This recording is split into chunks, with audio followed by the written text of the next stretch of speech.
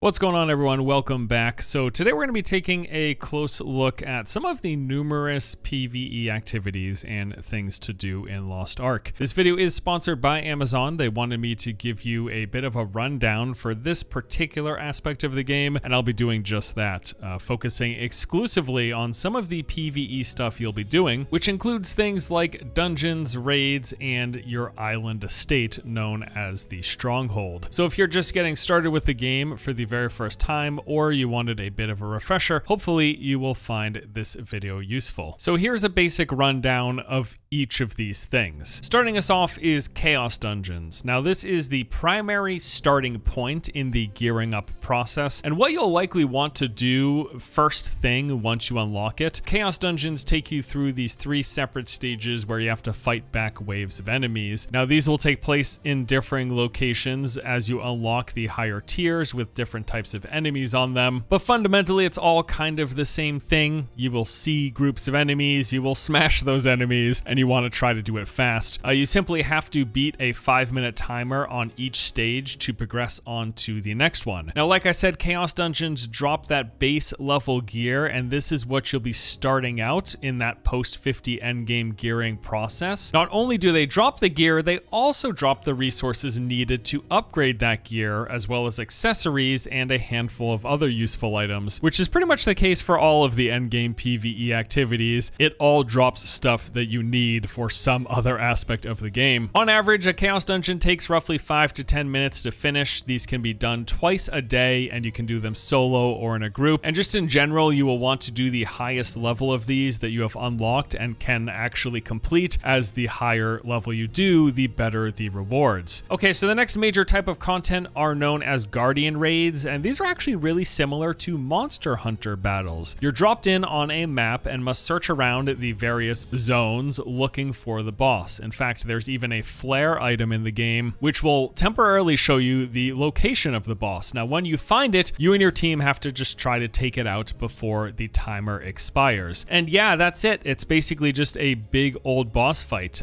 Typically, these bosses will have several large telegraphed attacks, and they'll also go through phases as you take down their health. Now, ideally, you will eventually want to learn the different phases and telegraph attacks of the boss so you can know what's coming and when to dodge, especially since getting hit with these can incapacitate you for some time, which will open you up to taking lots of damage. Now, occasionally there will be some trash mobs in the area, but for the most part, it is just a time trial boss clear, essentially. And these can be quite tough because there are several restrictions put in place. For one, the game limits the number of times you and your team can revive, along with the consumables that you can use. So really, you do have to try to play carefully, try to avoid damage, and especially try not to die. Like Chaos Dungeons, Guardian Raids should be done twice a day. They reward accessories and other useful items like gems, cards, books, and runes. Most importantly, though, is that they drop upgrade materials that are not bound to your character, meaning that you can send them off to an alt or even sell them on the auction house to get some gold, which is primarily what makes doing Guardian Raids so valuable. One of my favorite endgame activities, though, is the tower. This is a solo challenge activity where you have to basically climb the floors of a tower. These will get progressively harder and grant you better rewards. So you'll start out on floor 1, you're given some objective, normally kill groups of enemies or a specific enemy or boss, and then if you complete that within the set time limit, you will grant the reward and then unlock the next floor, so on and so on. So for example, in my most recent run, I entered floor 1, they asked me to destroy a stone. As a reward, I got this deck of cards, and then I went on to floor 2, where I had to destroy these hordes of enemies. That it gave me another deck of cards. Floor 3 asked me to defeat a named enemy for the deck of cards. Floor asked me to defeat large groups of enemies, another deck of cards, and then finally on floor 5, I had to defeat a boss, and as a result, I got this proficiency potion. So it basically continues this way. You'll get rewards every time you clear a floor, you'll unlock the next one, and usually that 5th floor is going to give a unique and most of the time more valuable reward. The climb continues, and as you do, it gets more difficult, even requiring higher item levels in order to complete them. But one of the major reasons to run these towers is that it gives you these skill point potions as a reward, and you basically need these extra skill points to max out your skill trees, as just hitting level 50 doesn't cut it. You still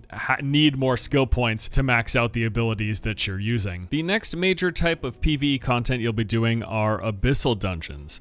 These are basically just harder end game versions of the types of dungeons that you encounter while leveling up. Now, for each of these activities that we've talked about so far, the Chaos Dungeons, Guardian Raids, Tower, and Abyssal Dungeons, you are doing all of this to collect gear, accessories, currencies, materials, and a plethora of other useful items for character progression. Also, for most of these, as you progress and get higher item level by upgrading your gear, you then unlock access to higher tiered versions of each of these. Your gear progresses, you get to do harder versions of each of these activities, which gives you better gear to upgrade, unlocking harder versions of those activities, and that process continues. That is basically the ladder that you climb, the gear treadmill in Lost Ark. Other PvE content in the game comes in the form of these world events. These include things like Chaos Gates, field bosses, adventure islands, ghost ships, and a variety of other just world activities that you can do, and that becomes periodically available throughout the course of any given day. In fact, there's an in-game tracker that's located in the upper left-hand corner of the UI that shows you exactly what events are currently active and what events are coming up. It shows you where the event is located as well as the rewards that they give. So depending on what type of resources or currencies that you're after at any given time, like, what aspect of the game are you focused on progressing and trying to acquire these things for, that is going to inform which of these world events and activities that you want to participate in. I also want to briefly touch on the sailing and estate or stronghold systems. So first off, sailing, you unlock this around level 35, roughly halfway through the leveling process. Initially, you just use it to travel to the different continents, but later on and in the end game, there are just a host of other activities and things to do that are associated with sailing. Most of the game's map, in fact, consists of this giant ocean, and that ocean is dotted with various islands all over the place. So you're going to sail around going to these islands, and they basically function as just additional locations to get quests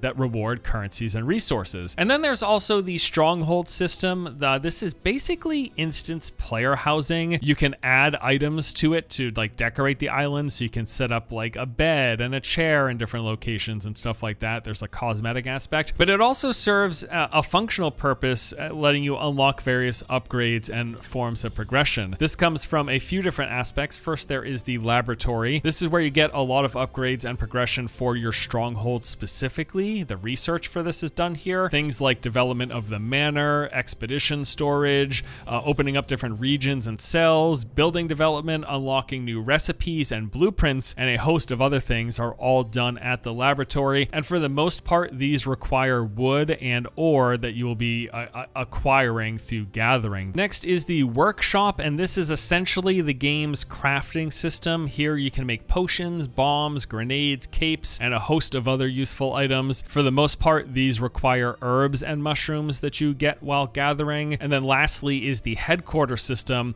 And this is basically a sailing themed quest system. You basically have followers that you acquire, go out and complete these tasks. They will reward you with various resources and items, and you can turn some of this stuff in to get other items in the game. That's really what this game is. A lot of different currencies and items that you're collecting by doing different things. And that more or less does it for this video. A look at some of the basic end game systems in the game. What's really interesting though is that this is really just the tip of the iceberg when it comes to the PvE and the end game. There are a host of other things that you will unlock and gain access to. And as we move through the various tiers and updates in Lost Ark, because remember, this is a game that's already launched in other regions, we're going to start off with a base version, we're going to have access to these core systems that I talked about here in this video, but more and more stuff will be coming out over time. But even more so, more and more stuff becomes available as you progress your character and upgrade your gear, getting that higher item level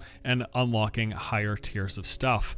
But when it comes to this PvE beginner's guide, that is going to do it for this video. Thank you guys so much for watching. As always, hope you enjoy the content, and I'll see you in the next one.